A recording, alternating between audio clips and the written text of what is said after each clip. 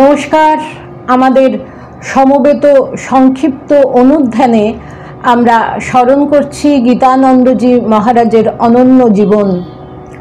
মহারাজ একবার অরুণাচল প্রদেশের দিগ্বয় আশ্রম থেকে নরোত্তম নগরে যাচ্ছেন। জঙ্গলের মধ্যের রাস্তাটি অত্যন্ত খারাপ, অনেক জায়গায় ভাঙা, কোথাও আবার গর্তে জল জমে আছে। আশ্রমের কর্মীরা 3 দিন ধরে কঠোর পরিশ্রম করে রাস্তাটি কিছুটা হলেও ভালো করে তোলার চেষ্টা করেছিলেন। মহারাজ গাড়িতে চড়ে যেতে যেতে এটি বুঝতে পেরেছিলেন। আশ্রম সম্পাদককে বলেছিলেন, আমাকে এখানে আনতে তোমরা বড্ড কষ্ট করেছ। গাড়ির পিছনের সিটে যে কর্মীরা বসেছিলেন তারা এত খুশি হয়েছিলেন মহারাজের কথা শুনে যে তাদের মনে হয়েছিল 3 দিনের কষ্ট যেন নিমেষের মধ্যে কোথায় চলে গেল। সেইবারই ওই রাস্তা ধরে যেতে যেতে পথে মপয়া নামে আদিবাসীদের একটি গ্রামে একটি ঘটনা ঘটেছিল। মহারাজ যখন গাড়িতে ওই গ্রামের মধ্যে ঢুকলেন, গ্রামবাসীরা রাস্তার দুপাশে দাঁড়িয়ে মহারাজকে প্রণাম করে জয়ধ্বনি দিতে লাগলেন আর সঙ্গে সঙ্গে পুষ্প বৃষ্টি করতে শুরু করলেন। মহারাজের দৃষ্টি সেই দিকে আকর্ষণ করা হলে মহারাজ শুধু একবার চোখ খুলে একটুক্ষণ তাকালেন, তারপর আবার চোখ বন্ধ করে যথারীতি জপ করতে লাগলেন। আশ্রম সম্পাদক মহারাজের মনে হচ্ছিল যে গীতানন্দ মহারাজ যদি এই সমবেত ভক্তমণ্ডলীর দিকে একটু তাকান, একটু তাদের উদ্দেশ্যে হাত নাড়েন, তাহলে ভক্তরা তৃপ্তি বোধ করবেন।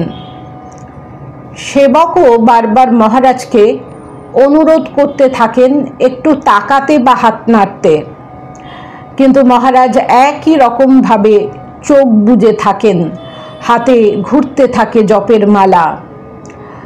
পরে আশ্রম সম্পাদক গীতানন্দ মহারাজকে একা পেয়ে জিজ্ঞাসা করেন, মহারাজ, আপনি কি গ্রামবাসীদের জন্যে ঠাকুরের কাছে প্রার্থনা করেছিলেন? মহারাজ প্রশ্নকর্তার মুখের দিকে চেয়ে উত্তর দেন, আমি যে আর কিছু করতে পারি না। সাধক সন্ন্যাসীর জীবনের প্রতিটি ক্ষণই বহু জনহিতায় নিবেদিত, প্রতিটি প্রার্থনাই বহু জনসুখায় উৎসর্গীকৃত। আরেকবার মহারাজ গিয়েছেন আলমোড়া আশ্রমে, সাথে আছেন কয়েকজন সন্ন্যাসী। একদিন সিয়াদেবী পাহাড়ে গেছেন মন্দির দর্শন করতে। পাহাড় থেকে নামার সময় দেখা গেল গীতানন্দজি ও তার সঙ্গী একজন সাধু বারবার থামছেন। বোঝা গেল নামার সময় একটু কষ্ট হচ্ছে। গীতানন্দ মহারাজ সঙ্গী সন্ন্যাসীকে বলছেন, ওঠার সময় কষ্ট হলো না, নামার সময় কেন কষ্ট হচ্ছে বলো তো? সঙ্গী সন্ন্যাসী মহারাজ নিরুত্তর। গীতানন্দজি নিজেই বললেন, জানো, ওঠার সময় মা আকর্ষণ করছিলেন, তাই কোনো কষ্ট হচ্ছিল না, আর এখন তো মাকে ছেড়ে যাচ্ছি, তাই কষ্ট হচ্ছে। মাতৃগত প্রাণ মহারাজ শারীরিক কষ্টকে নয়, দেখতে পেয়েছেন জগন্মাতা আর তার সন্তানের নিত্য সম্বন্ধের ছবিটিকে। পুরীধামে মহারাজের খুব পছন্দের তীর্থ ছিল এই পুরীধাম। এই পুরীধামে অনেকবার তিনি গেছেন।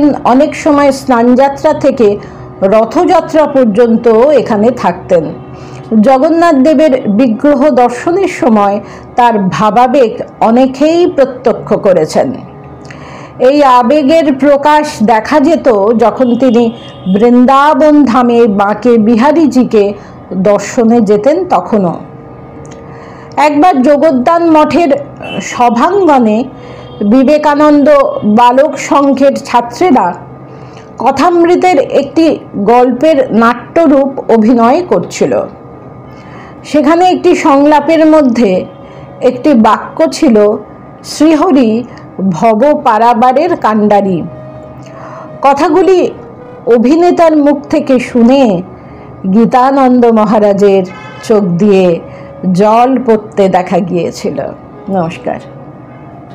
প্রাণারাম প্রাণারাম প্রাণারাম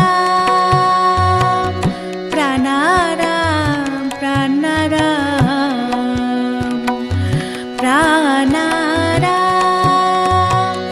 কি যেন লুকানো নামে তাই মিষ্ট এত তব নাম প্রাণারাম প্রাণারাম।